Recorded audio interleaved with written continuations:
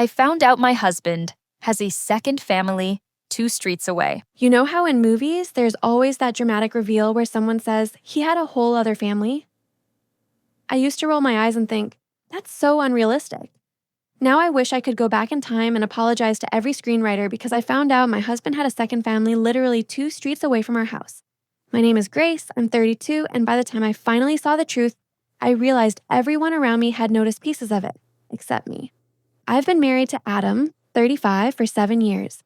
We met at work, basic office romance. He was the charming, funny guy in IT. I was the new girl in marketing who didn't know how the printer worked. He fixed something on my computer one day, made me laugh, and that was it. We moved pretty fast, got engaged within a year, bought a small house in a quiet neighborhood, the kind with kids riding bikes and old ladies watching from their porches. Everyone always said we were the perfect couple. We fought sometimes, of course, but nothing dramatic, or that's what I thought. The first weird thing about Adam that I completely ignored was how obsessed he was with routine. Every Monday, Wednesday, and Friday, he claimed he had to stay late at work for server updates. I never questioned it because his job really did involve weird hours and emergencies. He was also a creature of habit with his roots. He always took the same street to work, same street back, same gas station, same grocery store. If I suggested we take a different way home, he'd say, nah, traffic is worse that way, or I just like this route. I thought he was just particular. He also hated it when I suggested going for walks in the neighborhood. He always wanted to drive somewhere else to walk or jog. Again, I didn't question it. I'm not naturally suspicious. I trusted him. I work from home now, doing freelance design, so he was the one who knew the area better, apparently. He knew the neighbors, the shortcuts, the schedules, or at least that's what he said. I think the first real crack in the illusion appeared because of our neighbor, Mrs. Hernandez, who is around 70 and spends most of her day tending to her garden and watching the street like it's her favorite TV show. One afternoon, she caught me as I was getting the mail and said, "Your husband is such a good father." I laughed, confused, and said, "We don't have kids, Mrs. Hernandez." She squinted at me like she didn't believe me. "Oh, I must be mixing you up with someone else," she said. I assumed she really was just confused. There are a few similar-looking houses on the street, and I didn't think much of it, but a couple of weeks later, she mentioned it again, this time adding, "I saw Adam with the little boy the other day. Such a cute child." I froze for a second and then forced a smile. "Oh, that must have been someone who looks like him," I joked. She gave me this long, searching look and dropped it. That comment stayed buzzing in the back of my head like a fly I couldn't swat. Then came the day that changed everything, and it started with something as stupid as a package. I had ordered a set of art supplies online and got a notification that it had been delivered around noon, but when I checked the porch, there was nothing. I assumed porch pirates, got annoyed, and was about to file a complaint when I noticed the address in the email. The right street name, but the house number was off by 2. Same number as ours, but with a different letter added at the end, like 12A instead of 12. We don't have letters on our numbers, so I figured the courier messed up.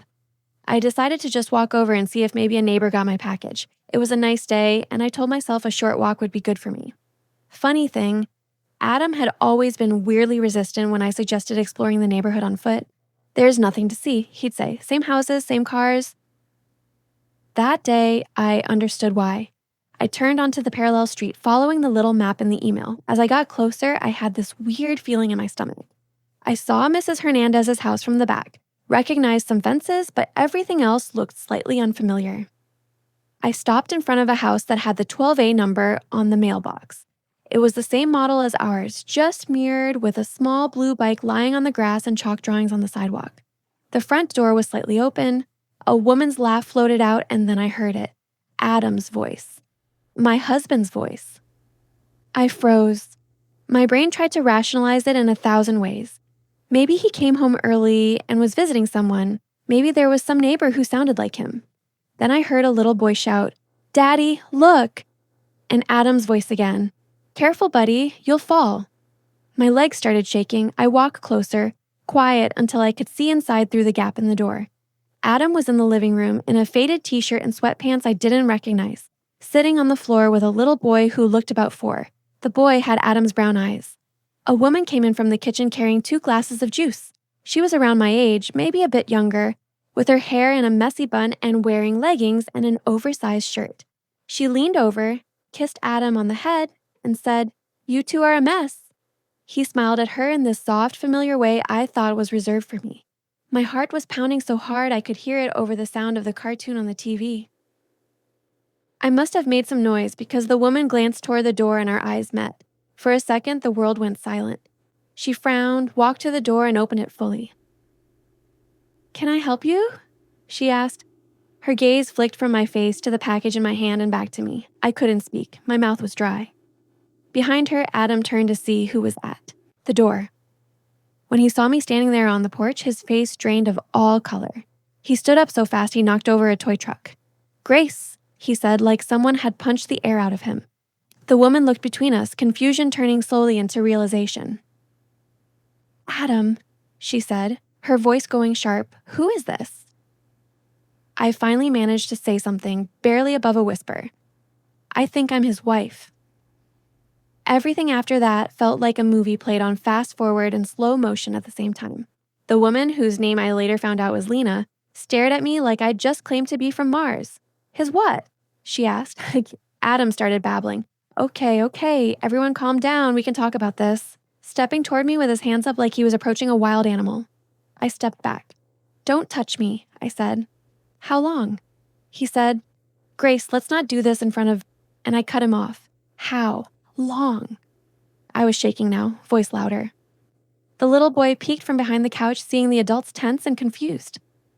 Lena turned to Adam and asked quietly, "Is this some kind of joke? Tell me she's lying." He didn't answer. That silence said more than anything.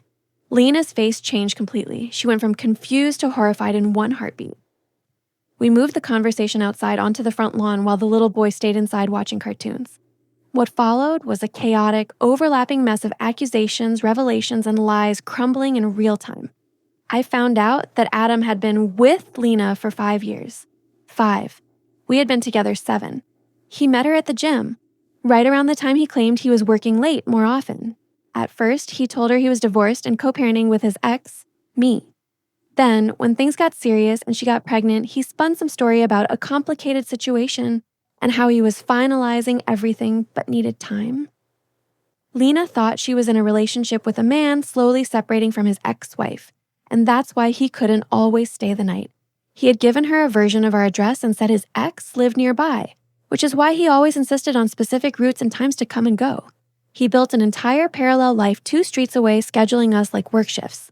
Mondays, Wednesdays, and Fridays, he worked late and stayed for dinner and bedtime at Lena's house.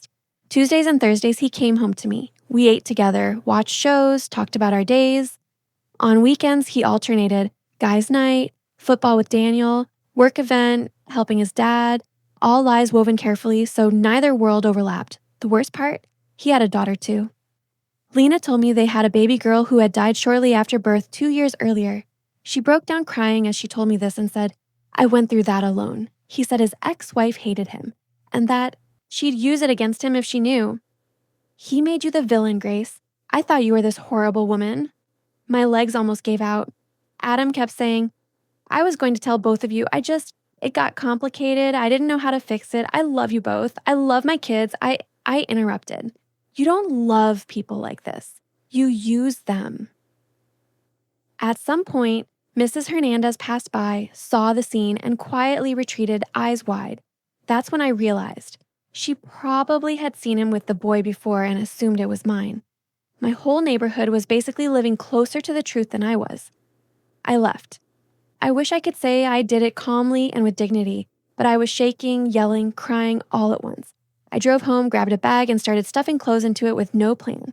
Adam followed me, begging me to just talk. He tried all the classics. "I never meant to hurt you.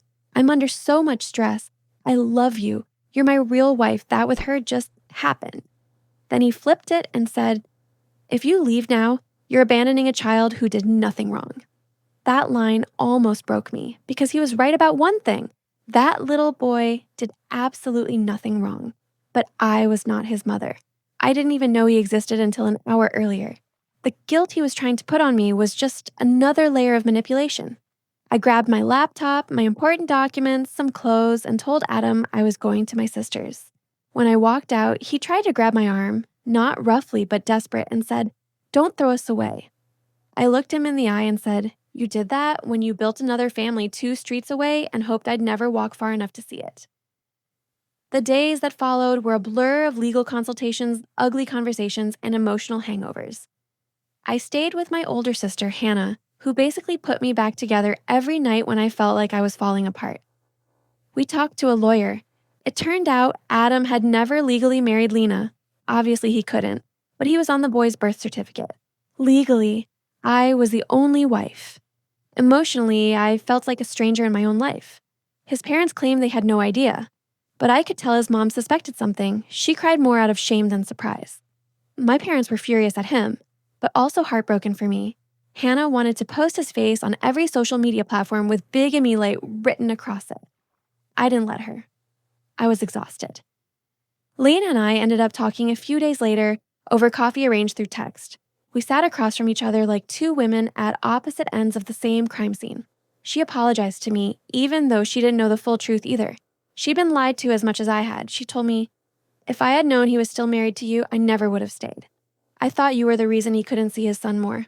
I thought you were bitter and controlling. He made you into this monster in my head so I wouldn't question his schedule."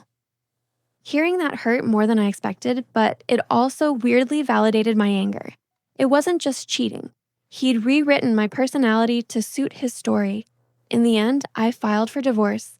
There wasn't anything to save. Adam begged, cried, promised therapy, said he'd cut off Lena as if that was some generous sacrifice, and be a real husband to me now. I told him I hoped he would at least be a real father to his son, because the boy didn't deserve to be collateral damage in his mess. As far as I know, Adam and Lena are now working out custody and some arrangement. I have no idea if they're still together romantically or just co-parenting. It's not my circus anymore. I blocked him on everything except email and only because of legal stuff. I moved out of that house eventually. I couldn't stand the idea of living 2 streets away from that other life anymore. I found an apartment across town, started over with almost nothing but my savings, my work, and the support of my sister and a few friends who stuck by me. Now, months later, I'm still unpacking the emotional part. How did I miss it? That's the question everyone wants answered.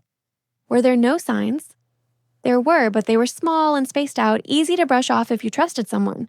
His rigid routines, the late nights, the way he always wanted to drive, the neighbors' comments. But when you love someone, you build a story around them.